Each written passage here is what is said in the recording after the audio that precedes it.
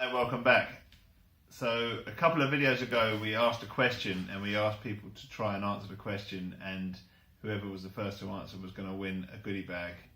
And we've had no one answer the question yet, so this is a reminder. The question is, what is the firing order on a Silver Shadow? And we've upped the ante a little bit, and now you can also win this genuine Bentley cap, and we'll send that to you anywhere in the world. So whoever's the first person to answer that question, get on the comments and comment below.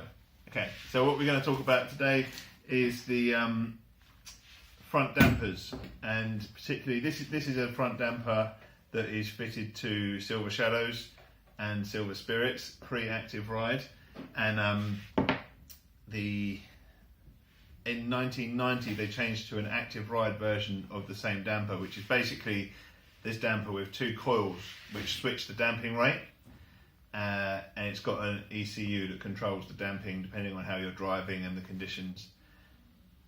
You can fit the early style dampers, and a lot of people prefer to do that because some people think it makes the car ride better. So automatic ride cars being converted back to non-automatic ride by fitting an early damper.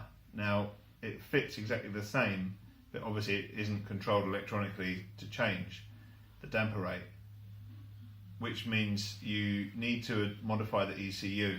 So we supply a kit with two dampers, the modified ECU, which is on an exchange basis, which stops your auto ride light, fault light from coming on, and also the ball joint housing, because the later dampers include a ball joint housing. So this ball joint housing is screwed onto the end of this earlier damper, non-active ride damper, so you can fit the damper ball joint. And then the main advantage is that a active ride damper costs over £1,000, and you need to supply a loom with it as well, which is about £150. So yeah, some people would prefer to fit the early dampers in place. That's all for now.